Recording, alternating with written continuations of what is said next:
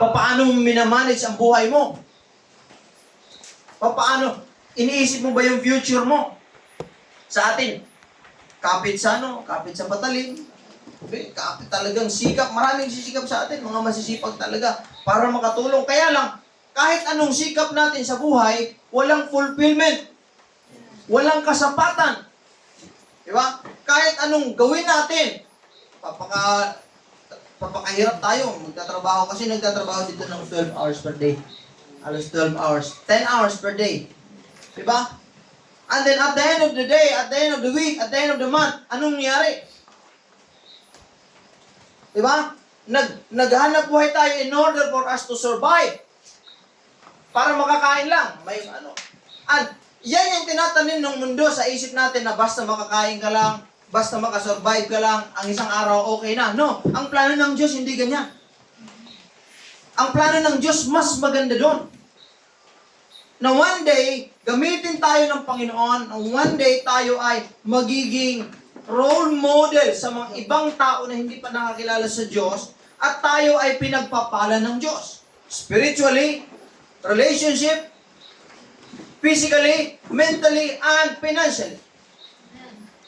Kaya lang, ito yung sinasabi ko na ang tao, chine-chase nila itong apat. Chine-chase nila ang pera, chine-chase nila ang relationship, chine-chase na, inahabol nila, kumbaga, inahabol nila ang relationship, inahabol nila ang katawan, di ba?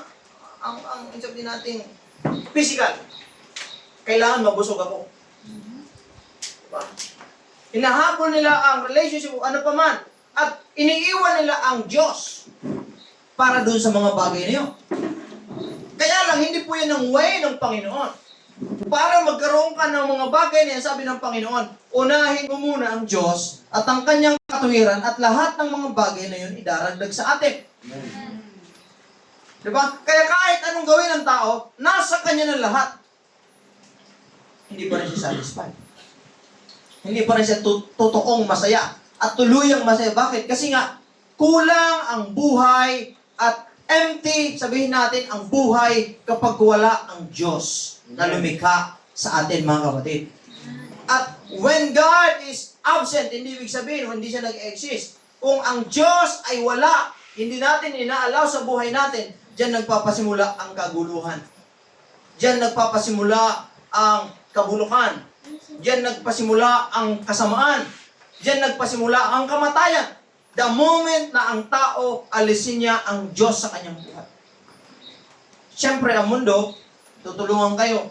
Oh, ito yung gusto mo, ito yung kailangan mo, ito. Pero lahat yan, pansamantala lang. Diba? Katanyagan, kasikatan, pera, lahat. Kita mo si Satanas, kahit si Jesus, ino-opera niya eh. Sabi niya, talagang kung ano ka, basta sa akin ka sumamba, bigyan kita ng lahat ng kayamanan, ibibigay ko sa iyo. Diba?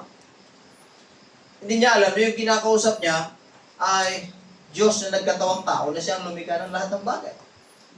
Pero, ang kayamanan, maaaring offer ng sanlibutan. Kasi nga, yan ginagamit ng sanlibutan. Maaaring offer ng kaaway sa atin para limutin natin ng Diyos. Tumalikod tayo sa Diyos. Kasi nga, anong trabaho ng kaaway? To steal, magnakaw, ano pa? Sumira, at pumatay. Tatlo lang ang misyon ni Satanas sa tao. Ano? Magnakaw, sumira, at pumatay. Yan lang ang trabaho niya. Kaya gagawin niya lahat ng bagay para alisin ka sa buhay. Di ba? Alisin ka sa Panginoon. Kasi nga, siya magnanakaw, ang Diyos nagbibigay. Siya pumapatay, ang Diyos bumubuhay. Siya sumisira, ang Diyos bumubuo. So lahat gagawin niya para mawala ka, hindi mabuo ang pagkatao mo, masira ka, mamatay ka, yan ang gusto ng kaaway, mga kapatid. So aalisin ka, lahat gagawin. Kahit nga panahon ng pagsamba, bigla kang sasabihin, akala mo, galing sa ano yun, opportunity yun. Pero ano yun, pain lang yun sa'yo. Kasi nga, may tayo na pupunta ka sana sa Sunday, kaya lang, alam ni Satanas, yung mensahe pagka Sunday, maririnig mo. Pag narinig mo yun, magigising ka. Pag nagising ka, hindi ka nagagawa ng mga dating ginagawa mo. Sabi niya, dito ka, punta ka muna dito. Kasi nga, tapos siyempre, akala natin, nakakabuti sa atin, doon tayo masaya, pero lahat pansamantala lang. Amen. Kaya kita mo, walang kapayapaan, wala ang tunay na kagalakan. Bakit? Kasi wala ang Panginoon. At sabi ng Panginoon, pumarito siya para magkaroon tayo. Para tayo ay magkaroon ng totoo, tunay na buhay, mga kapatid. At makamta natin yung buhay na pinangako ng Panginoon sa buhay natin. Yan ang dahilan bakit kayo laging ini-invite, kayo laging tinatawag sa church. Kasi nga magandang future nyo. Kapag wala kayo sa Panginoon, Satan can easily destroy our life. Maliban lang kung kayo ay nasa Panginoon. Ang ganda ng future nyo, mga kabataan. Mga young people, mga malalakas tayo, mga kapatid. Kahit siyempre, tayo ng mga teenager. Diba? Ako, 18. Nago yung iba. Si Andrew, 19. Malalakas pa tayo, mga kapatid. Marami kayong pwedeng gawin. Kaya lang, si Satan, talagang gagawin niya lahat para hindi ka makalapit sa Diyos. At kapag tayo ay, sabi ng Biblia, kung kayo ay hiwalay sa akin, tunay nga na wala kayong magagawa. And kaya kami nagsisikap, imbitahan kayo sa simbahan. Hindi para magpalaki ng relihiyon. Hindi para magparami ng tao. No! Wala nang magpaparami ng tao. Anong dahilan? It is bigger than having congregation. It is bigger than enlarging religion. No! It is life. Amen. Kaya kayo inimbitahan dito dahil ang buhay ninyo mahalaga. At si Satanas, committed siya sa'yo para sirain ka, para patayin ka, sirain, nakawan ka ni Satanas. Kaya ang tanging safe place lang natin ay ang presensya ng Panginoon. Amen. Ang simbahan, mga kapatid. Amen. Hindi niya kaya sa buhay mo kapag ka nasa Panginoon, hindi ka niya kakayanin. Pero kapag kahiwalay ka sa Diyos, madali kang alipinin ng kaaway. Madali kang sirain ng kaaway, mga kapatid. Lalo na dito tayo sa end times, mga kapatid. We are now in the last days. So that's why yun yung topic natin. For how many months? Yan po yung pinag-aralan natin. You have to manage your life. Ng bata ka pa. Kailangan meron kayong nag-guide sa inyo. Pastor, meron ka man magulang. Kaya lang, yung tatay o yung parents mo, kailangan dapat yan nagme-mentor sa'yo. Anak, mag-plan tayo. Kailangan may plano. Kung wala yan sa buhay mo, ang church, tamang place para sa'yo. May pastor, may kapatiran ka, this is a family, na para kayong mga kabataan, sabay-sabay kayo, mangarap, sabay-sabay kayo, lumago, sabay-sabay kayo magkaroon ng tamang direksyon sa buhay. Hindi yung patakot, hindi yung parang wala lang. Enjoy now, suffer later. So ngayon, mga kapatid, let us talk about this. As we live in the end time, mga kapatid, habang tayo ay nabubuhay sa huling mga panahon, mga kapatid, nasa kapanahon na tayo na malapit na ang ating pong Panginoon. So, bilang mga anak ng Diyos, how should we live in the end times? Kasi ito pong nangyayari sa buhay natin ay predicted na. Prophesied na. Yung mga sign ng pagbabalik ng Panginoon, mga kapatid, ay sinabi na. At yung mga nakikita natin nangyayari sa paligid, siguro yung iba hindi aware dahil we are, distracted. Tama ba? We are distracted by many things.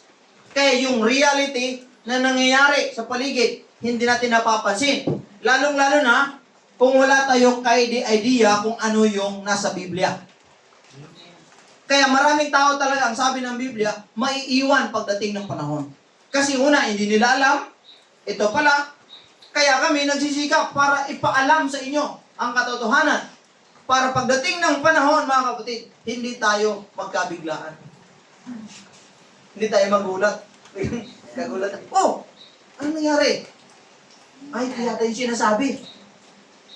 Diba? So, yung mga nangyari sa atin, ito yung gagawin ng kaaway. Yung entertainment, ginagamit ng kaaway para i-distract tayo. Patunay na nangyari, mga kapatid. But if you read the Word of God, the Bible, mga kapatid, makikita mo kung ano yung mga bagay na sinasabi ng Biblia. Now, how should we live, or the sign of the end times, and how should we live in it? Palakpakan natin ang Panginoon. Amen. If you read, mga kapatid, the Bible, please, 1 Timothy, 2 Timothy, Matthew chapter 24, verse 12 to 14. Sabi po ng Matthew chapter 24, dyan po, sinasabi ng Panginoon, ano ang mangyayari sa huling panahon, mga kapatid. Let's read. May mga Bible kayo?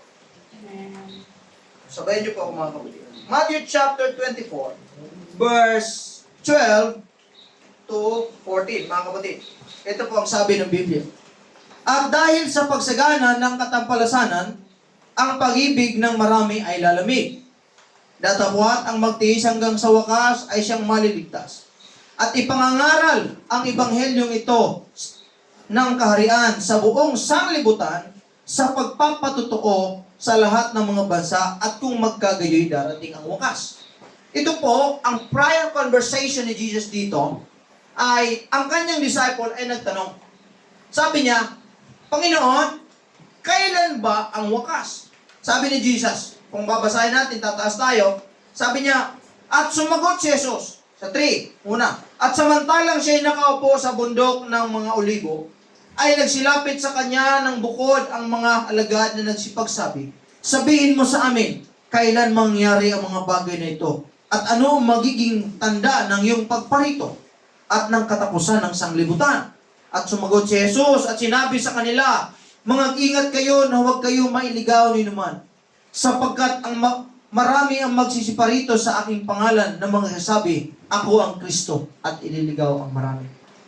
Di ba? Sa panahon na yun, meron bang mga ganyan? Nagsabi, ako ang Kristo, ako ang Panginoon, di ba? Ako may-ari ng mundo. Di ba? Naalala niya? Amen. Dadaan kayo sa akin? Stop. Pinatitigil niyo yung bagyo. Maraming mga pinatitigil niyo yung lindol pala. Ano pa?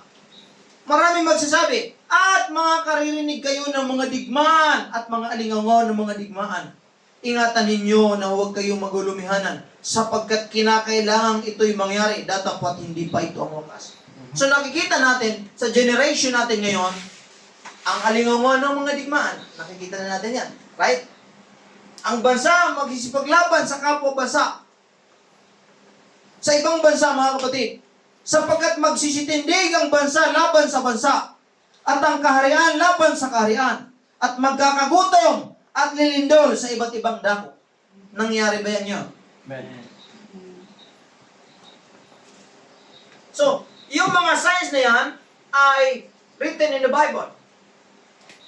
And if we are not careful at hindi natin alam ang katotohanan, mga kapatid, magugulat tayo. Ano ba yung ibig sabihin? Bakit may mga lindol?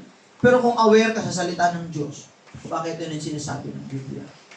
At sabi niya, at magsisintindig ang bansa laban sa bansa, at ang kaharian laban sa kaharian, at magkakagutok. Siyempre, ang dami ng gutom ngayon, mga kapatid. At lilindol sa iba't ibang dako. Datapot ang lahat ng mga bagay na ito ay siyang pasimula ng kahirapan. Kita mo. Pasimula pa lang ito ng kahirapan, mga kapatid. Kung magkakayo'y ibibigay kayo sa kapighatian at kayo'y papatayin, at kayo'y kapuputan ng lahat ng mga bansa dahil sa aking pangalan. So si Jesus nagsasabi na yan sa kanyang mga disciple, na kayo ay kapuputan kayo ng maraming bansa, ng marami, ng sanlibutan dahil sa akin. Kita mo, maraming mga Christian sa ibang bansa. Pasalamat nga tayo sa Pilipinas, wala yan. O meron nun, persecution lang, binubuli. Pero sa ibang bansa, pinupugutan talaga sila ng ulo. Because of the preaching public aspect, mga kapatid. At kung magkagayoy, marami mga titisod at mga kakanuluhan ang isa't isa at mga kakaputan ang isa't isa at magsisibangon ng maraming bulaang propeta at kanilang ililigaw ang marami. Magsisibangon, grabe, yung sequence ng mangyayari, mga kapatid, sinabi na yan ng ating pong Panginoong Jesucristo. At ang kanyang huling sign, sabi niya, at ipangangaral ang ebanghelyong ito ng kaharian sa buong sanglibutan sa pagpapatotoo sa lahat ng mga bansa at kung magkagayoy, darating ang wakas. So, ang sanlibutan ay may wakas. Sabihin mo, walang forever. Kahit gaano mo ka sikap, gusto mong magpayaman, ngunit wala ka sa Panginoon, alamin mo ito, na ang lahat ay may katapusan. Hindi ko sinasabi na tayo ay huwag magsumikap, huwag magpayaman. Pero ito, kapag pinagpalit mo ang Diyos sa lahat ng bagay sa mundo ito, siguraduhin mo lang na magbibigay ng buhay sa iyo. Pagdating ng panahon, haharap tayong lahat sa Diyos. Siguraduhin lang natin na may present natin sa Panginoon. Lord, hindi man ako naglingkod sa iyo, pero may bahay naman ako. Patay ka. Sabi nila, sabi na dyan. Diba? Okay lang kung madadala mo yung bahay mo pagdating doon. Sabi nun, lahat ng mga nailigtas nandoon sa kaharian. Sabi niya, ang lalakarin nila puro ginto. Diba? Mga mamahaling, mga bato, lahat ng mga treasure nating talagang iniingatan dito sa mundo. Sabi niya, doon lalakaran mo lang. Doon, pader, doon, dingding lang yan. Kung yung bahay mo, hindi ganun kaganda, tapos ipipresent mo ba sa Panginoon yan? Hello? Amen. Yung bahay natin, bungalow. Yung bahay natin, kahit sabihin maganda, hindi kayang itumbas yan doon sa inihanda ng Diyos. Amen. Para sa atin, mga kapatid. That's why, napaka-importante, mga kapatid. Next mo, sister. Now, ang kailangan natin sa end times is this. We have to live our life with watchfulness. How we should live in the end times is kailangan mapagmatsyag tayo. Hello? Amen. Kailangan mapagmatsyag tayo. Alam natin, mga kapatid, ang ating pong ginagawa. So, paano ka magmamatsyag, Sister Janice? Brother Jester? Paano ka magmamatsyag?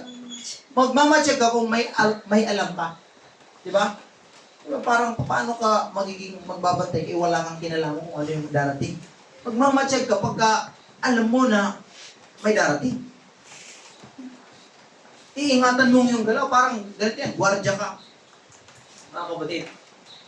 Pag gwardya ka, nakatingin ka lagi. Kung wala, sabi ng sige, diyan ka lang ha. Anong gagawin mo? Wala kang kaalam-alam. Kaya kailangan bilang mga Kristiyano, alamin mo ang salita ng Panginoon. So that you can live your life with being watchfulness, mga kapatid. Magbantay at maging handa palagi, mga kapatid. Always ready.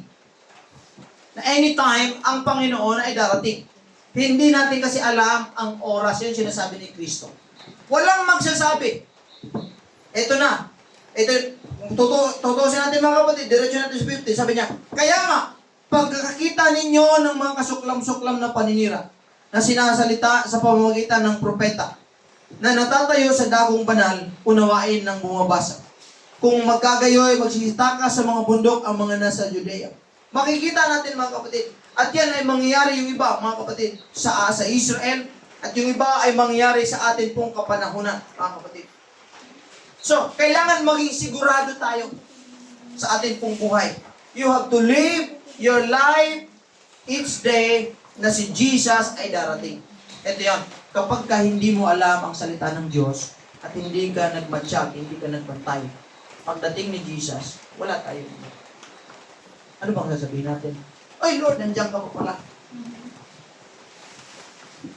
Siyempre, ang tinitingnan ng Panginoon, yung mga ready. Amen. They live their life for God, mga kapatid. Kung wala, paano? Anong gagawin natin? So, we are now living in the last days. Kagaya sa panahon ni Noah. Sino yung nakakalam ng istorya ni Noah? Ha? Siguro lahat naman kayo, no? Yung mga, sino ba nakakalam? Sabihin natin, yung hindi nakaalam ng istorya ni Noah. Yung Ark of Noah. Itaas lang kamay, itaas lang kamay. Yung hindi pa nakakaalam ng istorya. Alam nyo ba na there is a certain point in time sa ating history, world history, is there's a flood. Mayroong baha sa buong mundo.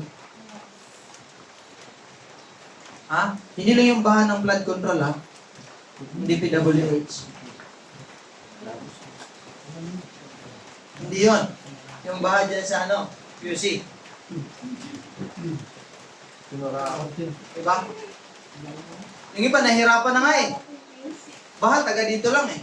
Pero noon, may baha, mga kapatid, na umaapaw. Buong mundo, puno ng tubig.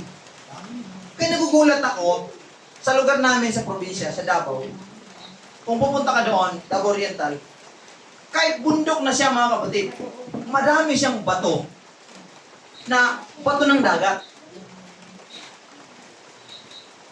Tapos sabi ko, paano naging bato ng dagat ito? Tapos sa ilalim, madami yung mga bulok-bulok na ng mga malalaking shell. Tapos sabi ko, may dagat ba dati dito? Bundok siya, pinakamataas kung tutusin, pinakamataas na bundok. Kung makikita mo yung bahay nila Uncle Marlon, sa bukid, yung tabi noon, puro bato yun, na bato ng dagat, tapos, alam mo yun, nakakita na ba kayo ng bato sa dagat, yung mga matatalim? Yung mga bato sa dagat? Yung mga matatalim na pagka mapa ka nakapaka, talagang masusugat ka. Yung mga ganon. Nandun sa akin, bakit?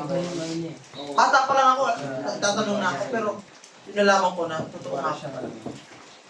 So, there's a certain point in time, mga kapatid, na ginuna ang mundo. Kung titingnan mo, sa history, mga kapatid, Noah once preached about God's judgment sa buong mundo. Si Noe ay nangaral ng judgment ng Diyos sa buong mundo kasi nga sabi niya, umaapaw na ang kasamaan ng tao. At sabi ng Panginoon, Noah, gumawa ka ng doong, eto yung instruction ko sa iyo, kailangan sino man yung makasama sa daong, makapasok sa daong, ay siya lamang yung maliligtas. In short, sinunod ni Noah ang kanyang instruction. He built the ark 100 years. Sa kanyang pag-build ng ark, nagsasabi ng mga tao, ano bang nangyari kay Noah? Baliw yata yan. Gumawa ka ng arko, doon pa sa bukid. Tapos, gumawa ka ng arko ng pagkalaki-laki ng arko na yan, pero wala namang ulan. Wala namang tubig dyan. Yung iba, sumama. Yung iba, nakitulong yata, mga kapatid. Sabi ni Noah, dito ang kaligtasan. Ang Diyos magpapadala ng kanyang paghuhukom sa sanlibutan. Magpapadala ang Diyos ng baha sa buong mundo. May tao, hindi. At sabi ng Biblia, and the people married. Sila ay nagsipag-inom. Sila ay nagsipag-asawa. Sila ay nagkakasiyahan, mga kapatid. At pagdating ng tamang panahon, binigay ng Diyos. Tinupad ng Diyos yung kanyang sinabi. At itong mga taong hindi naniwala kay Noah, pumasok sa daong, akalain mo, sa buong mundo, napakadami ng tao. Sa buong mundo, ilan yung naligtas? 8 katao lang. Pamilya ni Noah. Sabi niya, ito ang mangyayari. Sige, gawa sila ng kaya, nakaano si Noah, nakagawa na. Pinasok lahat. Buti pa yung mga hayupan. Yung mga hayupan talagang sumunod. Di ba?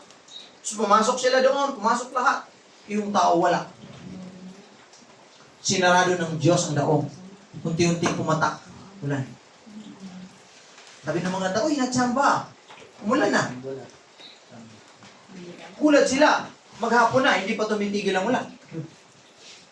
Kinakabahan na sila. Sabi niya, baka totoo na. Ay, wala yan. Titigil din yan. Gulat sila, 2 araw na. Ay, wala. 3 araw na. Kinabahan na sila. Sa balutan na sila. Pagdating ng araw, gusto nila pumasok sa daong. Sabi niyo, ang Diyos na ang nagsara. Ilang taong kayong binigyan ang pagkakataon na makapasok para maligtas kayo. Pero hindi nyo ginrab yung opportunity. Pero binaliwala nyo yung pagtawag ko sa inyo. Binaliwala ko yung pangangaral. Binaliwala nyo yung pangangaral ko sa inyo. Ilang taon na nagsikap sino mangaral about sa sinasabi ng salita ng Panginoon. Pero binaliwala nila na ang Diyos kinuha, ang Diyos ay sinarado ang daong. Doon sila nagsabi, kailangan na yung kapasok. Sabi niya, hindi ako ang nagsara, kundi ang Panginoon. At kahit ano pang gawin nila, wala nang mangyari. Kahit magsisigaw pa sila. Kahit sabihin, oh Lord, maglalaslas ako kung hindi mo bubuksan yan. Magbibig siya. Wala na. At magiging kagaya ng panahon ni Noe ang ating kapanahunan. Kaya lang ito matindi. Sa panahon natin, hindi na tubig. Kasi may submarine na ngayon. Makakaligtas. May makakaligtas sa marin. Yung mayaman, talaga malilitas yun. Ikaw, kung malaisda yung meron kang asang. Pwede pa. Hindi ko lang sure. Pero ang parusa kasi sa sunod is ganito. Final judgment. The hell of fire. Lake of fire and brimstone. Yun ay apoy. Tingnan natin kung makalamoy ba tayo. Ang gaganap yung submarine. Kaya ang Diyos talagang nagbigay. God is so patient with us na binigyan tayo ng opportunity ng maraming pagkakataon na makabalik sa Kanya, na manumbalik sa Kanya, maglingkod sa Kanya. Kaya lang the more na ating binabaliwala ang pagtawag ng Diyos, the more na ating winawalang bahala ang sinasabi ng salita ng Panginoon, the more lumalaki ang chance na tayo ay magsisi sa bandang huli. At ayaw ng Diyos na mangyari yon. Siyang may ibig na lahat ay maligtas at makarating sa pagsisisi. Kaya mga kapatid, kayo ini-invite kayo. Kayo tinatawag kayo ng Panginoon. Huwag niyo nang hindihan ng Panginoon. I-grab niyo yung opportunity. Habang hindi pa huli ang lahat, mga kapatid. Dahil kapag ka nahuli ang lahat, wala na. Hindi na si pastor ang magdideside. Kundi ang Diyos. At maganda pagdating ng panahon, lahat tayo sabihin, Lord, salamat. Tinawag mo. Salamat, naglingkod ako sa iyo. Lahat ng pinagsisikapan mo sa mundong ito, pansamantala lang yan, kapatid. Nag-aral ka mabuti, good. Trabaho pa, good. Pero yan, lahat yan, pansamantala. Inuna mong love life mo, good. Pero lahat yan, pansamantala. Lahat ng pinagsisikapan mo, lahat yan pansamantala. Walang forever sa buhay na ito. Pero ang forever lang, ang salita ng Diyos na may buhay na walang hanggan at mayroong kaparusahan, mga kapatid. Huwag natin piliin yung kaparusahan. Piliin natin yung buhay na sinasabi ng Panginoon. Kailangan malaman mo ang katotohanan. Pangalawa, mga kapatid, we have to live our life with faithfulness. Katapatan sa Panginoon. Unahin natin, mga kapatid, ang Diyos. Maging tapat tayo sa paglilingkod natin. Sabi ng Matthew chapter 24 verses, but the ones who endures to the end will be saved. Sa panahon ni Noah, ganun din. Sino yung nagtiis hanggang sa wakas? Siya rin yung nakapasok sa daong. Sino yung pumasok hanggang sa huli? Mga kapatid, siya nakapasok. Yung iba, mabuti sa umpisa, active sa umpisa, yun, tinutulungan. Noah, akin yan. Ako nang mahawak ng martilyo. Diba? Ako nang bahala dyan sa ano. Pero mga ilang beses, ilang panahon, ako malikod siya. Iniwan na si Noah. Pero in the end, alam mo, yung paglingkod sa Diyos, yung paglapit sa Diyos, hindi yung simula lang. Hindi ang Diyos nakabase kung paano ka nagsimula. No, nakabase ang Diyos paano mo tatapusin ang journey mo sa paglilingkod mo sa Diyos. Amen. Kaya hindi lang tayo magaling sa umpisa, tama? Amen. Amen. Wala akong kausap. Amen. Hindi lang tayo magaling sa umpisa, Amen. kundi hanggang dulo. Maglilingkod tayo sa Panginoon. Even, tinatamad ka na. Even, parang wala kang gana. Pero alam mo kasi, yung walang gana mo, pagdating ng panahon, mas masasakit yung, mas wala palang gana sa impyerno. Diba? Walang gana. Diba? Pagdating sa impyerno, mawawalan ka talaga ng gana, mabuhay. Pagdating sa impyerno, tatamarin ka talaga, mabuhay. Kaya ang sabi nun, hanapin nila ang kamatayan. Pero sabi ng Biblia, ngunit ang kamatayan ay tatakas sa kanila. Hindi sila mamamatay. Anong ibig sabihin ng sinasabi ng Biblia? Hindi sila mamamatay, parang ang kanilang katawan ay papalitan ng body, ng katawang hindi nabubulok. At yung katawan na yon, forever na yan. Kaya lang, yung nararamdaman mo, pakiramdam mo, doon pa rin. At araw-araw, sabi ng Biblia, sila ay tatamis. Araw at gabi. Sila ay maghihirap. Sila ay magsisisi. Yung impyerno, ang impyerno, hindi yan lang parang literal na parusa. Lahat. Emotional, intellectual, lahat. Parusa. Nandun. Kasi doon, hindi na parang nakita mo yung tropa mo, nandoon. Masaya ka na, yung tropa dito. Okay tayo dito tayo At least nandito tayo, tropa. Ay, nandito ka rin. Wala. Hindi mo mararamdaman yun na. Parang, salamat yan, dito yung tropa mo. Doon sa impyerno, individual doon. Doon sa impyerno, hindi yung parang, yung kakilala mo, makita nandito ka rin. Ikaw lang. Lonely place. Ibig sabihin, ang tanging lonely place, kasi nga, ikaw lang, sarili mo lang ang maisip mo. Yung mga history, yung mga nagawa mo. Kung hindi ka mag-iisip ng mga masasayang alaala doon. Lahat doon, puro regrets, puro pagsisisi, puro pagtangis. Kasi nga, physically, emotionally, mentally, tortured. Lahat ang nagawa. Pero yung place na yan, hindi yan disenyo sa atin sana. Kaya lang ang tao, mas binaliwala nila ang Diyos. And that is sin. Sin is neglecting God, mga kapatid. Hallelujah. So, ang pagtatapat sa Diyos, ibig sabihin, hindi tayo dapat tumigil sa paglilingkod sa Diyos kahit mahirap. Amen. Hindi porket nahirapan tayo. Tingnan mo. Nakikita ng Diyos yan, brother Wesley. Pupunta ka, nakakapote ka, di ba? Pupunta ka, mababasa ka, nagdadrive ka. Kita ng Diyos lahat yan. Akala mo ba, sa Panginoon, nakapikit ang Diyos sa mga ginawa mo? The more na may ginagawa ka sa Panginoon, the more na ang paningin ng Diyos ay nasa iyo. Pero kung wala kang gagawin, Lord, tinatamad kasi ako. Sabi ni Lord, gawin mo ang gusto mo. Pero wala akong makikita ano sa iyo. Ano bang gagawin ko sa iyo? Kasi wala. Pero the more tayo nag-sacrifice, nag-effort para sa Panginoon, kahit nahihirapan tayo, alam natin na ginagawa natin yan para sa kapurihan ng Diyos, mga kapatid. Nakikita ng Lord yan. So we have to keep serving God in small things or in the big things, mga kapatid. Sabi ng Biblia, ang iyong ginagawa ay hindi walang kabuluhan sa Panginoon. Amen.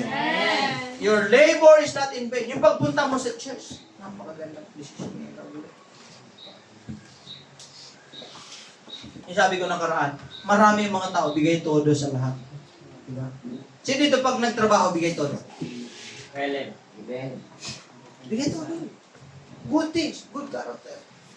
Sa pag-aaral, bigay todo. Sa love life, si Brother Rod, bigay todo yan sa love life. Sa family, bigay todo sa family. Diba? Pag family yung usapan, na iba yan. Pero para sa Lord, para sa Diyos, sino yung bigay todo pagdating niya, Lord? Amen. Amen.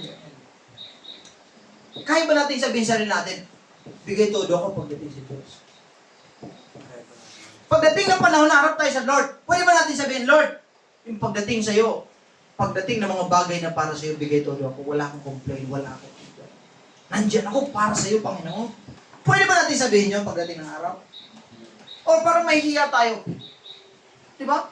Parang ganun din. Yung judgment ng Panginoon, tunay kasi.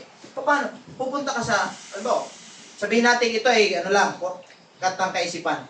Katang isip lang. Pagdating ng araw, lagi kong binabaliwala ang Diyos. So, pagdating ng panahon, doon din ako sa langit. Papasok din ako sa karya ng langit. Di ba nakakaya? Parang, deserve ko ba ito? Deserve ko ba yung salvation, yung magandang buhay sa langit? Lahat ng ginagawa ko, ninineglect ko lang ang Panginoon. Parang pinababayaan ko lang sila, tapos papasok ako dito. Siya nagsikap, siya talagang binago siya ng Panginoon, niligtas siya ng Panginoon, namuhay siya para sa Panginoon. Tapos dito din siya. Ako, hindi naman ako namuhay sa Diyos. Tapos dito rin ako. Kung ako, meron pa akong konsensya, sabihin ako, Lord, wag na lang dito. Parang hindi ko deserve dito. Diba? Naalala ko tuloy yung Chinese. Namatay yung Chinese. Dahil sa kanyang pagsisikap. Ang mga Chinese kasi business-minded yan. Diba? Lahat ng sa isip ng Chinese, walang krisis sa kanila. Walang kahirapan. Lahat sa kanilang opportunity. Diba? Nung namatay yung Chinese dahil sa kanyang pagsisikap, talagang sa mind niya, business pa rin.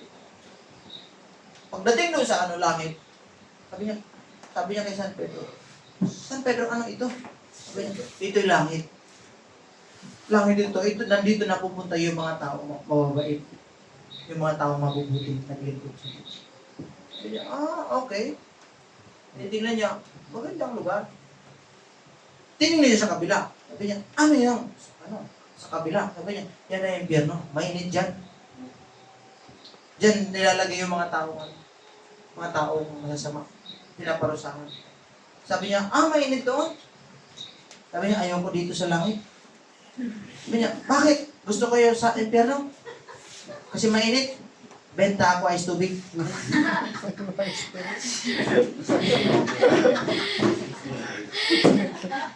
May tao yelo. Di ba? Opportunity. Pati yung impyerno, papasok. Nasa langit ka na. Business mindset ba? Nasa langit ka na, Mindset. business pa rin. Stewardship. Diba? Ayaw mo ng langit. So sa langit, mga kapatid, manakot ang pangako ng Diyos. At yan, whatever you are going through right now, it won't last. Ano mang meron tayo sa sanlibutan ito, kahit ano man yan, hindi maglalast yan. All are temporal. Pero sa kabila, all are permanent, eternal. Amen. Kung masaya ka ngayon sa pamilya mo, enjoy mo yan. Pero hindi sa lahat ng panahon maging masaya ka. Kung nahihirapan ka ngayon sa buhay mo, pasalamatan mo ang Diyos, hindi sa lahat ng panahon mahirapan ka. Amen. Kung broke ka ngayon, wala kang kapera-pera, pasalamatan mo ang Diyos, hindi ka mananatiling ganyan. Amen. Kung mayaman ka ngayon, huwag ka masyado mag-enjoy kasi hindi panghabang buhay. Ganyan ka. Everything else in the world is temporary. Tandaan ninyo. Amen. Kaya ang Diyos, gusto ka na makapasok sa kaharian ng Diyos, mga kapatid, dahil doon eternal. Yung kasiyahan doon, hindi nawawala. Hindi humihinto. Doon walang sakit. Dito meron. Doon walang luha, hindi ka luluha doon na. Nabasted ka? Nabigo ka? Pinagpulit ka?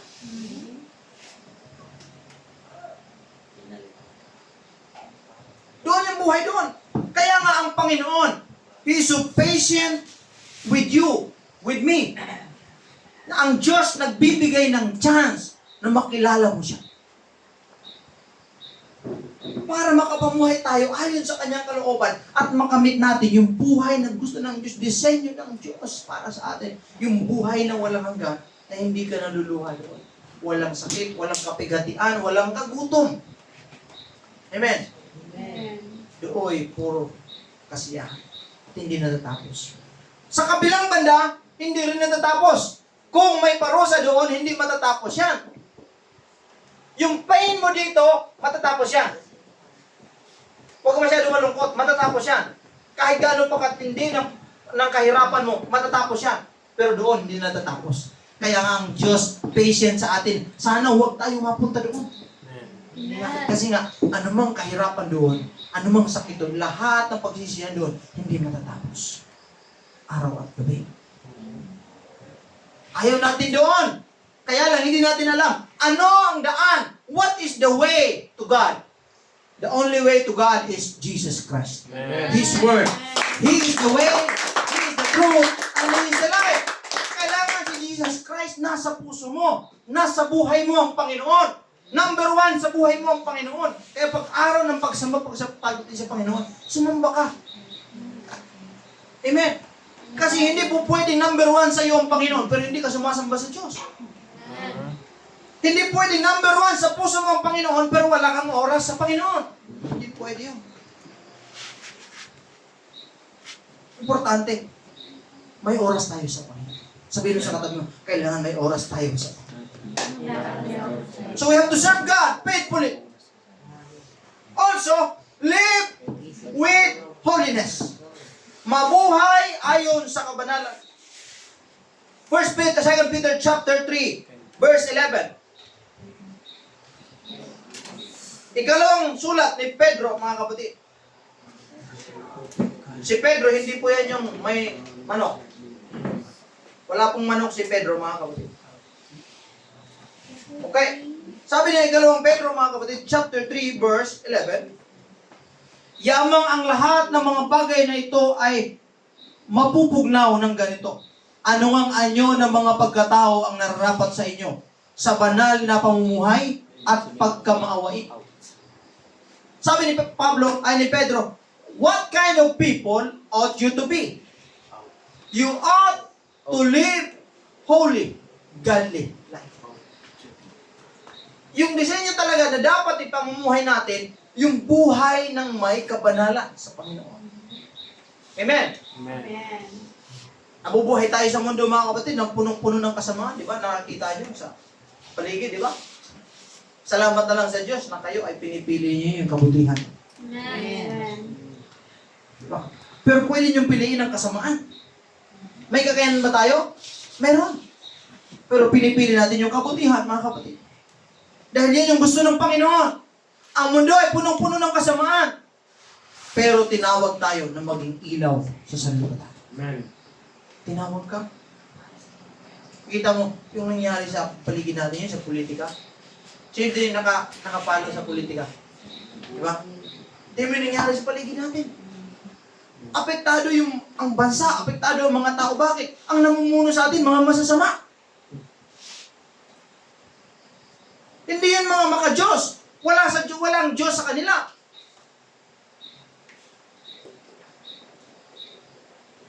Apektado lahat, mga kapatid. That's why the world is full of wickedness. Kasamaan. Yung mga nakabarong, nagli-leader. Politiko. Na nakahuli yung pera ng tao para sa sarili lang interest. Tingnan mo, yung baha. Ang daming baha. Ang bahay, lubog. Nasirang mga ari-arian.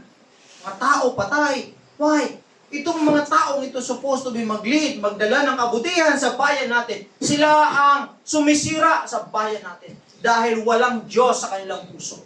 Dahil malayo sila sa Panginoon. Or inalis nila ang Diyos sa kanilang buhay. They are not Christians. Walang politiko na magnanakaw ng Christian. Amen. Wala. Kahit magpanggap sila na Kristyanuhan, hindi sila tunay na Kristiyano. Kahit sabihin nilang pinanganak silang Kristiyano, hindi sila tunay na Kristiyano. Sila ay anak ng kaaway.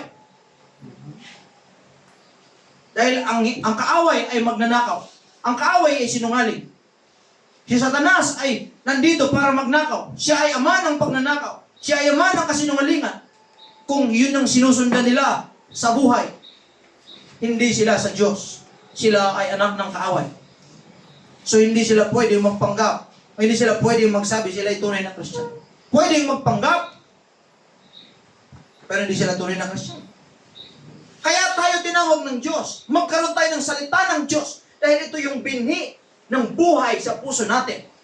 Na makikilala natin yung paggawa ng mabuti sa masama. Kapag mayroon tayong Diyos sa ating buhay, mga kapatid. Amen. We have to guard our mind, our heart, our actions. Ang yung nag-guide sa atin, yung salita ng Diyos. Sila walang ganun. Eh, tawag sisimba lang yan, papakita pag, ano yan, kampanya. Kampanya. Di ba? Pagbutuhan na. Ginagamit lang nila ang tao. Ikaw, pagdating ng butuhan, pagdating ng araw, kailangan guided ka. Kung dito ka sa church, dito ka sa Panginoon, guided ka by principle. Amen. Pag inabutan ka ng 1,000, sabi naman, bilhin yung boto mo, tanggapin mo. Pero wag mong iboto. Wise. Wise yun.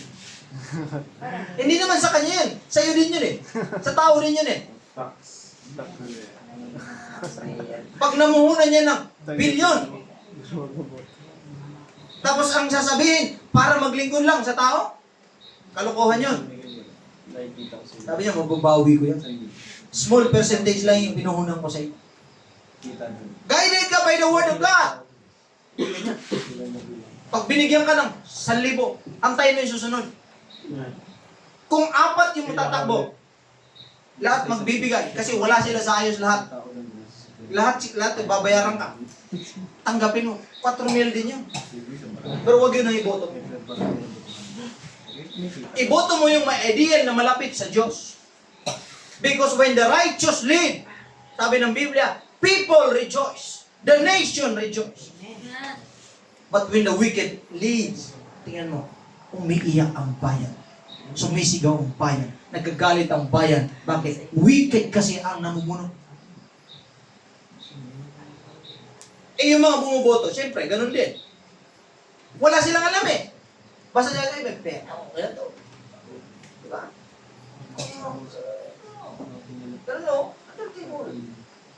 Ako ang bahala. Hindi mo alam, paglalaroon ka lang. Kaya pagdating ng araw, baha sa bahay niyo. Magagalit ka. Kasi ito yan eh, hindi. May 1,000 ka nga eh. Ngayon nagagalit ka.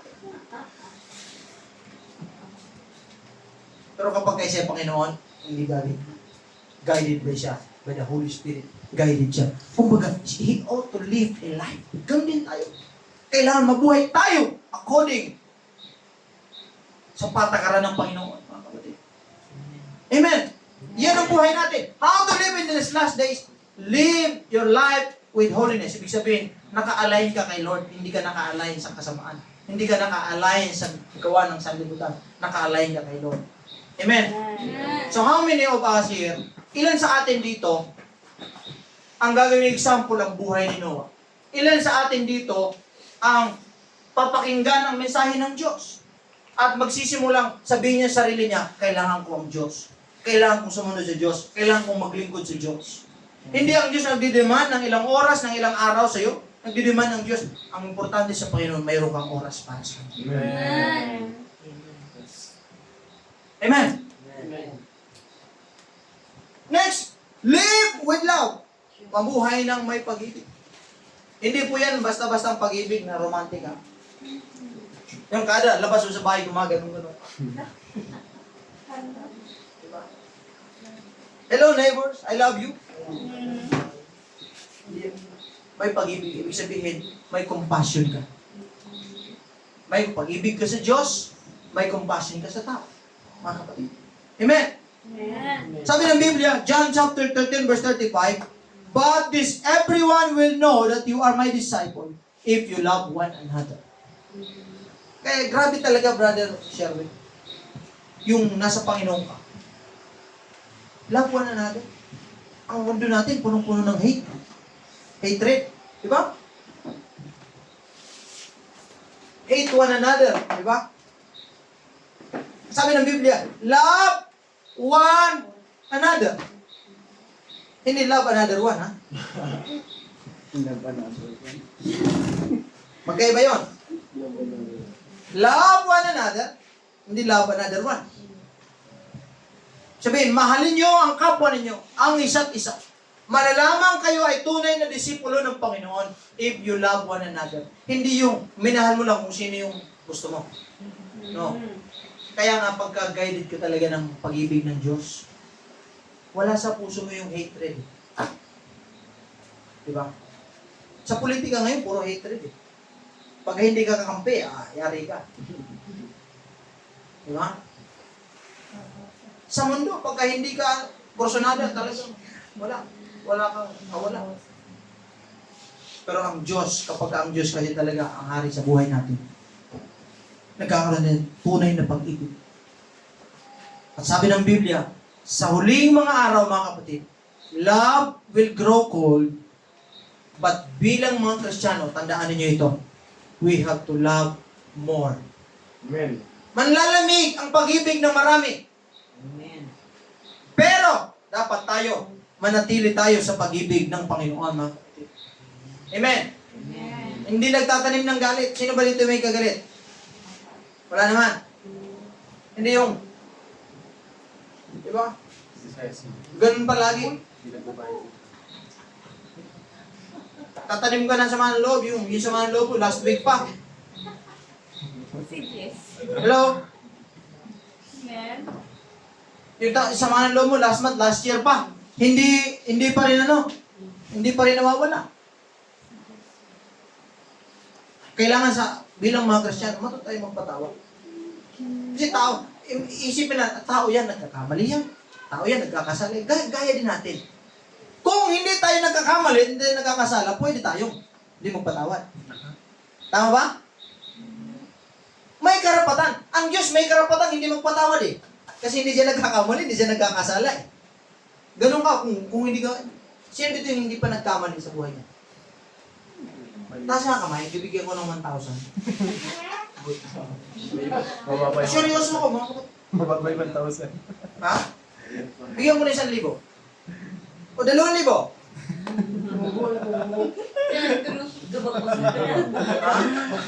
Buti ang buti. Pero ganito, kapag ka nagsinungaling ka, papatayin ka ng Diyos. Nakikis na ganito. May karapatan kang hindi magpatawad kung hindi ka nagkakamali. May karapatan kang magtanim ng sama ng loob, magtanim ng kung hindi ka nagkakasala. Pero kung nagkakamali at nagkakasala ka, hingin mo sa Diyos. Learn to forgive. Amen. Learn to let go. Alam mo, walang mangyayari sa buhay kapag hindi ka nagpatawad. Amen. Lagi ka nakakulong. Ikaw lagi ang nakakulong kapag hindi ka marunong patawad. Kaya maganda talaga sa Panginoon, mga kapatid. Kapag may pag-ibig ka, you serve people with gladness in your heart. Amen. You love deep. Umiibig ka talaga sa Panginoon. Makita yung care mo sa kapwa. Ganon din. Ito yung mga politiko na ito, mga talagang talagang sa Panginoon lang yan. Talagang magmamahal sila ng maayos. Maglilingkod sila ng maayos. Wala siya ng baha ngayon. Pero dahil walang Panginoon sa kanila, kaya nagkagulo-gulo ang mundo. Kailangan may pag-ibig tayo. Una sa Diyos, pangalawa sa sarili mo. Paano masabing mahal mo ang sarili mo? Ha? Inisip mo ba ikaw mataas sa iba kaya mahal mo ang sarili mo? Kung mahal mo ang sarili mo, dapat una mahalin mo ang Diyos. Amen. Wala pong sino man ang totoong nagmamahal sa kanyang sarili at sa kapwa kung wala ang Diyos. Kasi nga ang source ng pag-ibig ay ang Diyos. Ang totoong pag-ibig ay source ang Panginoon. Pag mahal mo ang Diyos, pamahal mo ang sarili mo. Kasi ganun ang Panginoon eh. Parang mirror ba? Diba? Pagka minahal mo ang Panginoon, nagre-reflect sa iyan. Ang Diyos kasi pag-ibig eh. Minamahal ka ng Panginoon. Noon pa man. Pero tandaan mo, yung pagmamahal na yan ng Diyos, hindi siya ang nag-respond sa iyo. Una pa lang, minahal na tayo ng Diyos. Amen. Amen. Mula noon, minahal na tayo ng Diyos. Anong gagawin? Mag-respond lang tayo sa pag-ibig ng Diyos. At kapag kami nag-respond tayo, ang kapwa natin, madali na lang silang mahalin. Amen. Kaya kayo lahat, mahal ko kayo sa Panginoon. Amen. Amen. Hindi tayo mag-sacrifice kung hindi natin mahal ang tao. Wala namang bayad itong ginagawa natin eh. Mag-offering lang kayo. Pero lang. Wala namang bayad itong ginagawa natin. Hindi tayo, sweldado dito. Mahal natin ang kaluluwa ng tao. Kailangan silang makabalik sa Panginoon. Kailangan silang makakilala sa Panginoon. Dahil doon ang buhay, doon ang katotohanan. Amen. Ang panghuli mga kapatid, live your life with mission. Mabuhay ka na mayroon kang mission. Ito yan, mayroon tayong ini-aim sa buhay. Sino dito yung may goal? Amen. Taas nga kamay ng may goal. Amen. Ano yung goal mo? Makadagul yan. Diba? Ano yung goal mo sa buhay? Lago. Ha? Magtrabaho, kumain, at mamatay? Yan ba yun? Ang goal ko sa buhay, mahalin ka. Lumang tugi na yan. Kumita na yun. Diba? Nalugi na yan. Anong goal mo sa buhay? Goal ko magkaroon ng pera? Good? But it's temporary. Anong goal mo sa buhay? Yumaman? Good? But it's temporary. Sumalangit. Sumalangit na ba? Goal mo magkapamilya? Good? But it's temporary. Makatapos? Good? But it's temporary. Magkaroon ng bahay? Good? But it's temporary. Wala tayong ginugol sa sanlibutan dito sa ibabaw ng lupa na permanent. Everything is temporary except God. Amen. Kailangan ang mata natin nakapix sa eternal things, mga kapatid. Kasi kung mag-goal ka lang, bakit yung mag-goal na temporary lang? Kung gusto mong mabuhay ng walang hanggan, mga kapatid, pati goal mo yung temporary. Kung lahat ng yan lilipas, yan yung pipiliin mo, yan yung inuna natin. Kaysa mayroong buhay na walang hanggan, may temporary na lahat ng nandito sa sanlibutan, hindi kayang ikumpara doon sa buhay na yon, sa buhay na walang hanggan. Bakit hindi natin yung goal? Bakit hindi natin yung unahin? Bakit hindi natin yung emisyon, mga kapatid? Kung lahat dito, pansamantala, doon, may buhay na walang hanggan. At yung buhay na mayroon ka dito, hindi kayang ikumpara sa buhay na mayroon ka doon, na magkakaroon ka doon, mga kapatid. Kaya ang Diyos gumawa ng paraan, nagpadala ng kanyang lingkod dito sa lugar na ito para tawagin ka. Para sabihin sa iyo, may buhay na mas maganda sa pinaplano natin dito sa sanlibutan. Amen. Magkaroon tayo ng eternal mindset. May mission ka sa buhay. Ano yung mission mo? Alamin mo. Saan mo makikita at makikilala ang mission? Sino ang kukuhaan mo ng mission? Ang Diyos. Siya kasing gumawa sa iyo. Your purpose was given to you by God. Hindi ang sanlibutan. Sinishape ka lang ng ano, para ito. No? Alamin mo ang purpose mo sa Diyos. Amen? Amen. Matthew chapter 24 verse 4. Sabi niya, and this gospel, ito yung gusto ko sabihin sa inyo. Kaya ka tinawag ng Panginoon sa church na ito. Para sabihin mo sa kanila ang gospel. Amen. Kapag ka malino na sa'yo, Brother Wilhelm, na ang purpose ng Diyos sa'yo, hindi lang dito, na pansamantala. Doon din, na walang hanggan, walang katapusan. Hindi pwedeng sarilihin mo lang. Hindi pwedeng sarilihin lang. Nalaman ko na may buhay pala na walang hanggan. Na itong paghihirap ko, ito ay pansamantala lang to. Hindi to forever. Siya! Maghihirap siya forever. ayoko mapahamak siya. Sasabihin ko sa kanya yung magandang balita ng ating Panginoon. We have to share the gospel. So may mission na ako ngayon. Ang mission ko kayo. Ang mission ko kayo. Maglingkod kayo sa Diyos. Ang mission ko, ipangaral ang salita ng Diyos sa inyo. I forgot everything. I lay down everything. Because I discovered my mission. Ikaw may mission ka, mga kapatid. Pagdating sa Christianity, ang mission natin is to preach the gospel to the whole world. Amen. Amen. Amen. Kailangan nila si Jesus sa buhay nila. Pamilya mo, kailangan nila. Kapatid mo, mama mo, papa mo, kailangan nila. Anak mo, kailangan nila si Jesus Christ. Aside from Jesus Christ, mga kapatid, walang kaligtasan. Aside sa Panginoon, mahihirapan silang magkaroon ng buhay na pangako ng Panginoon. Amen. Kaya habang may oras pa, mga kapatid, bilang mga Kristyano, habang may panahon pa tayo, we have to move. Ibahagi natin ang mabuting balita. Huwag mong i-neglect ang Panginoon. Huwag mong baliwalain ang Diyos sa buhay mo. Mag-focus ka sa Panginoon.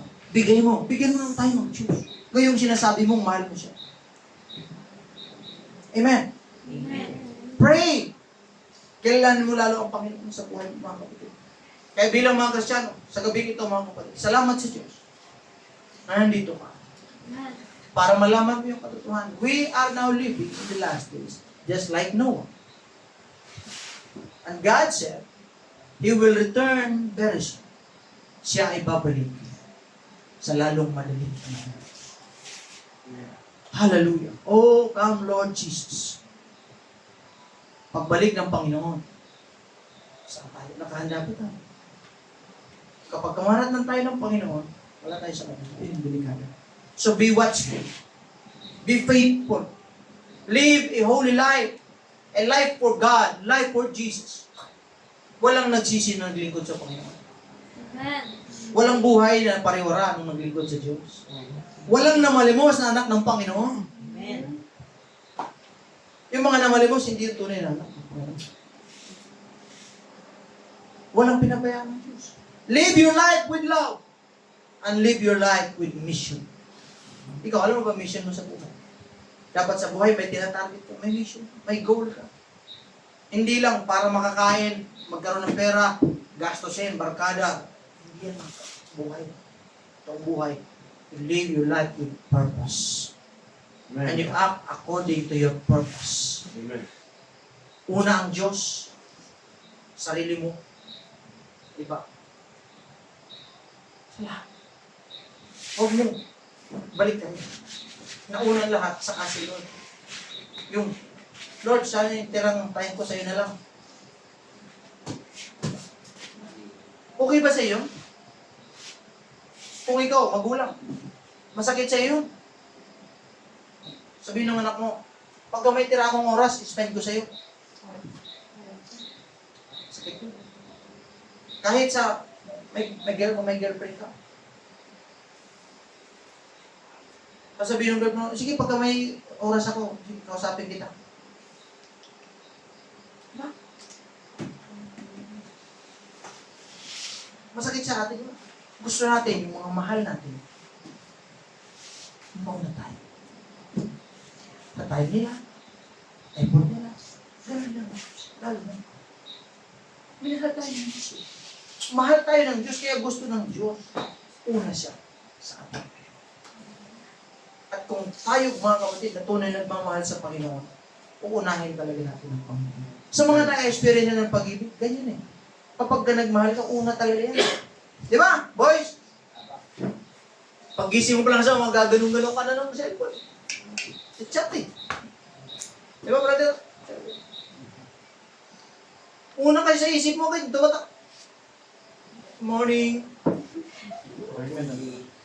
Just wake up. Just woke up. How are you? Kumain ka na ba? Bakit mo bago? Huwag kang papagutom, ha? Nalugi na yan. Because you feel kalagap. Ganun siya pa. Ay, sila sabi niya, unahin mo siya. ibigay niya kanyang mga pangako sa atin. Kaya sabihin mo sa katabi mo, hindi ka nagkamali, pumunta ka. Nagkamali. Tama yun. Every Thursday, meron tayong gawain na gano'n. Kilalanin mo ang Diyos. Ito yan. Ang susi para makilala mo ng lubos ang sarili mo is makilala mo ang tunay na may likha sa iyo. Amen. Ulitin ko, ang susi para makilala mong lubos ang sarili mo ay kilalanin mo ang Diyos na siyang tunay na may likha sa iyo. Amen. Pag sinabing makilala, hindi lang yung alam mong pangalan. Sabihin, kilalanin mo siya. You spend time para makilala siya. Amen. You spend effort. Di ba? Mga dating. Kaya nga nagano para makilala mo siya bago mo asawahin. Ganyan eh. Spend ka ng time, effort ka, pumunta ka pa ng Rizal.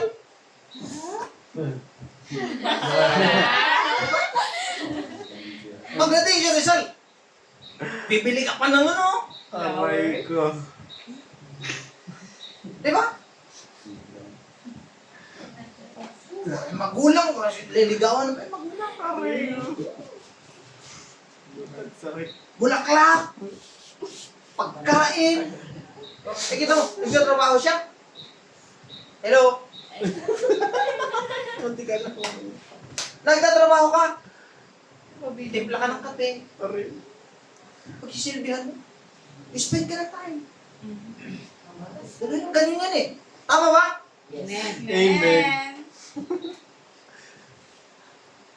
Ganyan yun. Ganun. Kung sa tao nagagawa natin, bakit hindi sa Diyos? Bakit pagdating sa Diyos, tinatamad ako? Bakit pagdating sa Diyos, mas may importanteng bagay kaysa sa Panginoon? Kaya sa church na ito, sana, kung mayroong pinaka-importante sa atin, yun ang Diyos. Yun ang oras natin. Sa schedule natin dapat unang Diyos. Amen. Sa oras natin, unang Diyos. Hallelujah. Amen ba tayo dyan? Amen. Salamat sa Panginoon nandito ka, mga kapatid. Masaya ako nandito kayong lahat. At yung iba, malungkot ako dahil wala sila dito. But I hope and I pray one day, mga kapatid, marami ang mga tao mag-spend ng time sa Panginoon. Kasi ito, this is your training ground. Kung hindi ka marunong mag-spend ng time dito sa Panginoon, hindi ka magkakaroon ng time para mag-spend sa Kanya sa eternity. Ulitin ko. Kung hindi ka marunong mag-spend ng time dito sa Diyos, hindi ka magkakaroon ng time doon sa eternity.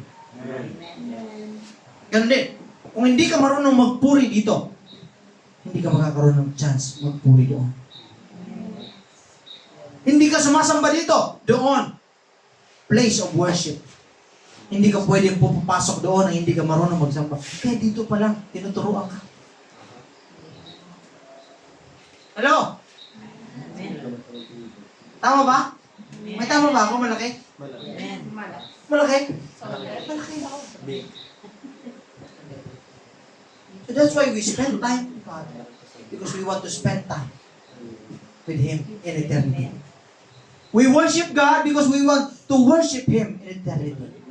We praise God, we honor God, we adore God. Why? Because in heaven is a place of worship. And it's a place of praise and adoration and honoring our God. Kung dito hindi ka marunong,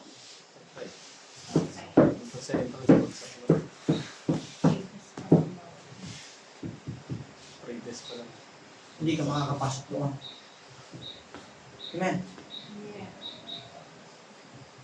Yung mga tao na hindi marunong gumawa ng mga gawaing panglangit, pagdating ng panahon, rapture time, sa bubong lang sila sasabi. Sayang. Kaya, please, grab the opportunity, kagaya sa panahon ninyo. Habang tinatawag kayo ng Panginoon, grab the opportunity, spend time with God. Ito yan, the more yung mag-spend tayo sa Panginoon, the more kayo magkakaroon ng pag-ibig sa Kanya, makikilala niyo siya, at malalaman niyo ang purpose niya. Life is worth living when you find your purpose. Amen. Napakagandang mabuhay kung alam mo ang purpose mo sa buhay. Amen. Huwag ka nang mabuhay na parang nangangapa ka, anong gagawin ko? Ha? Anong gagawin ko yan? Saan ako pupunta? Ano? Bakit kayo mabuhay ng ganun? Walang direction. Tama? Alamin mo yun. Lumapit ka sa Panginoon, mga kapatid. Dahil ang Diyos nagmamahal sa'yo. Amen. So give time for God. Live with watchfulness, mga kapatid. Live your life, mga kapatid, with faithfulness. Live your life with holiness, love, and a mission. Anong mission natin? Sabihin mo, yung mga mahal mo, na may eternity. Lahat ng pinaghirapan mo dito, iiwanan niya. Tandaan.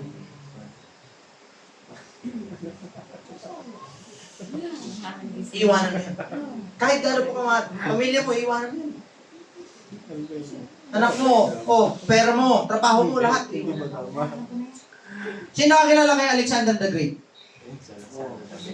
Ha? Alexander the Great in history. Kumbaga, pinakakilala yan. Warrior yan. Talagang buong mundo. Humahanga sa kanya. Lahat ng access meron siya. But at the end time, sa kanyang buhay, sabi niya, pagkamatay ko, dapat yung kamay ko, nakalabas sa aking kabaong. Yung dalawang kamay ko, nakalabas sa kabaong ko. Pagpapakita na, kahit gano'ng kasikat, katanyag, lahat nakuha ko sa mundo.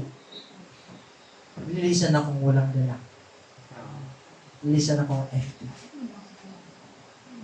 That's life. So ngayon, magkaroon ka ng isip na hindi ka lang mag-invest ng time mo, mag-spend ng time mo, resources mo, anything ng pansamantala, kundi yung pang-eternal, pang-buhay na walang hanggan. Amen. Pang-langit. Yung hindi nabubulok, yung hindi nawawala, buhay ng paglilingkod sa Panginoon. Palampakan natin ang Panginoon. Salamat sa inyo, mga kapatid. Purihin ng Diyos. Salamat sa inyo. At ang your blood. Sana, mga kapatid, let's continue to serve God. Karoon tayo ng oras sa Panginoon. Okay. I hope meron kayo natutunan ngayong gabi. Amen. Amen? Lahat nga ng may natutunan, magsabi ng amen. Amen. Yung wala, meron din.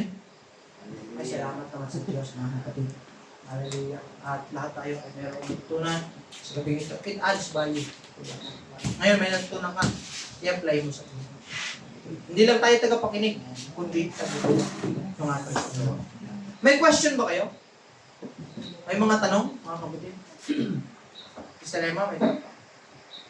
Pastor, bakit may mga tao ayaw talaga maniwala? May langit, may impyerno, may Diyos. Bakit may mga taong ayaw maniwala? Dahil maraming reason. Una, siyempre, baka may experience sila. Baga, sa kanilang puso, kahit kaloob-looban nila, alam nila, naniwala sila, kaya lang ayaw lang sabihin. Kasi nga, may experience sila, buhay Kristiyano. May mga tao din namang naniwala sa evolution, yung mga kasinungalingan, sinasabi nila. At yung iba, talagang walang experience. Hindi nila nalasap ang may experience ang kasamang Panginoon dahil iba ang sinasamahan nila. So, ganun yun. Kaya may mga taong patuloy na hindi naniniwala na may langit at may impyerno. Pero, hindi kasi nag-matter kung paniniwala nila o hindi. Ang nag-matter kung ano yung nakasulat sa salita ng Diyos na nag-stand throughout history and siyempre sa buong mundo na nasusulat at proven ba yan ng facts, sa records, sa lahat ng historical, global world history na ang Biblia ay pagpapatuloy ng Word of God and hindi lang siya by history kundi proven siya. Kapag in-apply mo sa buhay mo, nagiging buhay yung salita ng Diyos. Nagiging buhay yung salita ng Panginoon. So, kapag in-apply mo yung sinasabi ng Matthew, talagang nangyayari sa buhay mo, ibig sabihin, the Word of God is alive in your life. Na kapag in-apply mo, mangyari at mangyari. At also, hindi lang yon kundi in history, talagang proven ang salita ng Diyos ay totoo. Ang Biblia ay totoong nag-exist. So, at proven sa history na si Jesus ay nag-exist. Kung si Jesus ay nag-exist, yung kanyang teaching ay totoo. So, kung ang teaching niya ay totoo, therefore, malaki ang tsansa, malaki ang dapat natin gawin na paniwalaan natin ang Panginoon. It's not about kung naniwala sila o hindi, kundi yung ating sarili mismo. Ngayon, paano sila kukumbinsihin? Yun yung aral natin at yun ang gagawin natin. Paano sila kukumbinsihin? So, may mga tao talaga. Yung iba, halimbawa, nagkaroon sila ng masamang karanasan pagdating sa Kristiyano, kaya hindi sila naniwala. Diba? Halimbawa, dati silang ganito. O sabihin natin, Catholic. Tapos, ito history, dito chismis ha. Sa Catholic, may babae na namulis siya ng pari. Diba? Siyempre, nagtanim siya ng galit. Or sabihin sa born again na denomination, namulis siya ng leader, ng pastor, or ng sino pa man. Kaya siya nagtanim siya ng galit. So, by that reason, ayaw niya maniwala sa Diyos. Kasi nga, meron siya, kung talaga totoo ang Diyos, bakit ganito, bakit ganyan, bakit? So, may maraming reason. Meron namang iba, yung sa evolution. Nga, sabi sa ang life comes from nothing to something. Nag-exist ang tao, simula sa isang cell, molecule. So, at hindi yan kayang i-defense nila. Talagang by science lang. Pero, hindi nila kayang depensahan yung kailang point na yun kapag ka-discuss. So, may mga ganun. Nadaya sila, ganito, ganyan. Pero, ang goal natin dito, ang mission natin is, siyempre, tulungan tayo ng Panginoon na as much as we can, we have to save some. We have to save souls by preaching the gospel. Yun lang yung mission natin. Preaching the gospel. Okay? So, meron pang question? May question pa? May tanong pa, mga kapatid, bago tayo... Oo, Pastor. Father, yes. Mas ko lang po di ba, Pastor, ang Panginoon is mapagmahal. Tapos alam mo lahat ng bagay na is madamdamin din. Paano po, Pastor, yung kung nangyari niya yung mapunta yung mga masama sa impyerno, which is maghihirap mo yung mga tao doon, paano kakayanin ng Panginoon yun na makita niya yung mga tao ng Jerusalem ng habang doon? Ano yung kakalimutan mo lang doon? Okay. Good question. Kung ang Diyos mapagmahal, hindi lang kasi yung karakter ng Diyos. He is justice also. He is also a justice. Hindi ibig sabihin na sila ay, kumbaga, mahal kita, kaya lang pinili mo yan eh. Ganun yan eh. Kahit anong gawin kong pag-ibig ko sa iyo, kung ikaw ang pumili na gawin yan, wala kang magagawa. Ganun yung Panginoon. So, ngayon, kung mahal kita, mangingbago yung pagmamahal ko. Kahit hindi mo ako pinipili, kinuha pa rin kita. Pinasok kita sa kaharian ng Diyos. Ang karakter ng Diyos, His justice. Saan yung justice doon? Saan yung hustisya? Walang hustisya. Kasi nga, yung kanya, kumbaga, bias. Pero hindi kasi ganun ng Diyos eh. Yung kaya napaka-powerful ng will ng tao. Napaka-powerful ng sariling pagpapasya natin. Kasi nga, pwede natin piliin ng Diyos, pwede natin i-neglect ang Diyos. Di ba, Brother Joey? So, kung pipiliin natin ng Diyos, yun, siyempre, nandiyan yung pagmamahal ng Panginoon. Pero kung pipiliin mo ang kaparusahan, sabi ng Lord, wala akong magagawa. Yung pagmamahal kasi ng Diyos, how many times binigyan tayo ng chance? How many times tinawag tayo ng Diyos? How many times nagpadala ang Diyos na mag-invite sa iyo, Brother Ali? How many times na may nagsabi sa iyo na mag-invite tayo sa Diyos? How many times? Ganun ang Diyos kapag mapagmahal, mga kapatid. Pero, at mayroon kasi, ang buhay kasi natin may hangganan eh. Kahit hanggang sa hangganan ng buhay mo, hindi mo pa rin siya pinili. Kumbaga, ikaw talaga ang pumili nun eh. So, i-respect ng Diyos yung will mo. Ini-honor ng Diyos ang iyong pagpapasya. Choice ng tao. Ini-honor ng Diyos yan. Hindi na sinasaklawan ng Diyos. Ganun ang Panginoon. So, kung mapagmahal siya, yes. Totoo yan. Yung mga paparusahan, hindi niya ba minahal? Yung minahal ng Panginoon. Kaya lang pinili nila yun.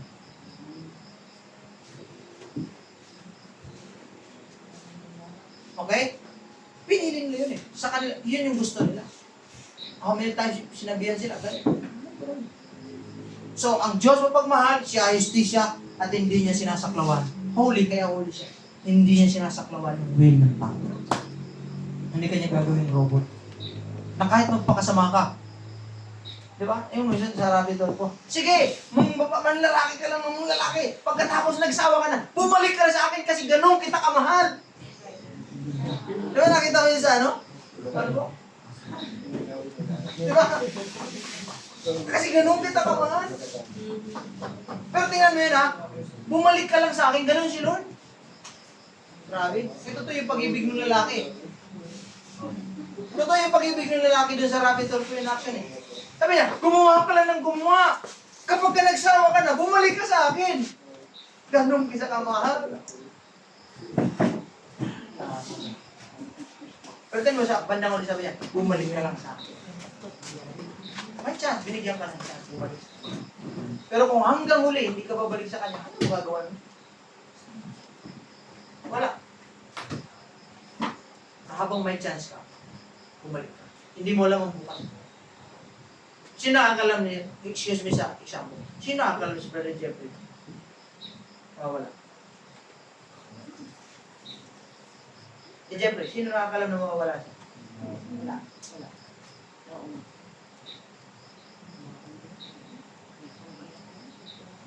Malungkot tayo, di ba?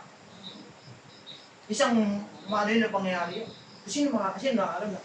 Mamayang gabi, bukas, tapos na ang buhay.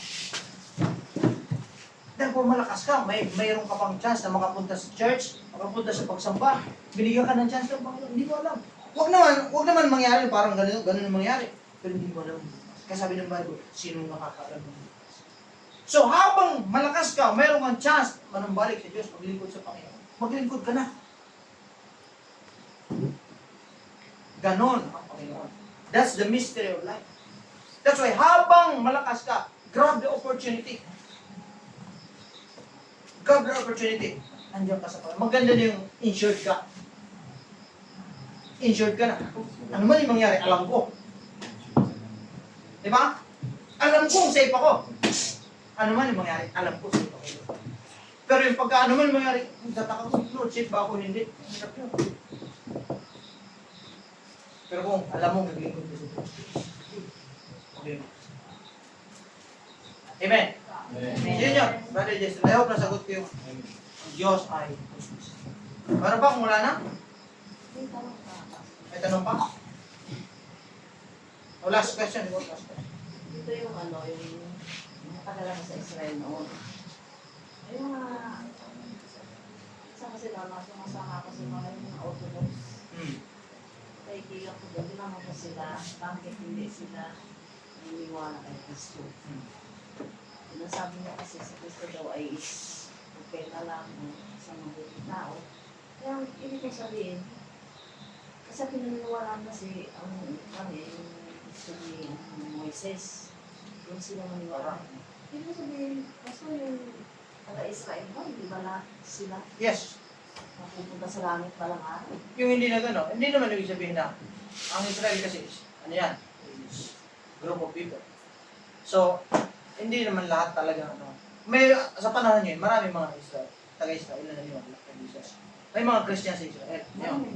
Pero, yung mga hindi naniwala kay Jesus Christ, yun yung kasi nga, ang expectation kasi nila sa Messiah, ang expectation nila sa Mesias is ganito, hari, ang expectation nila sa Mesias, darating ang hari, ililigtas kayo. So, ang kailang titingnan, ito yung manggagaling sa mayamang pamilya or magiging king, magiging president, or talagang ililigtas ang kanilang bayan laban sa mga nangaapi sa kanilang ibang bansa, papapayapain niya. Kaya lang ganun.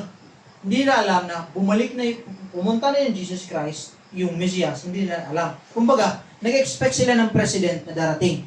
Kaya lang, nung dumating yung president, nagbihis siya ng trabahador. Nagbihis siya ng construction worker. Hindi nila nakilala at hindi nila tinanggap. Sabi nila, hindi yan ang Mesias na hinihintay namin. Ang Mesias na hinihintay namin galing sa palasyo. At maganda yung suot, maganda nakaporma, maraming bodyguard. Yan yung Mesias na hinihintay namin. Pero si Jesus hindi kasi ganun. Nag-appear si Jesus as a servant. Kaya sabi ng Philippines, Doon, nandun siya sa kalagayang pagka-Diyos. Hindi niya inaring ganap bilang pagka-Diyos, kundi nagbihis alipin siya at nakisama sa atin. Ganon si Jesus Christ. Kaya pagdating ng panahon, mapagkamala na yung Mesiyas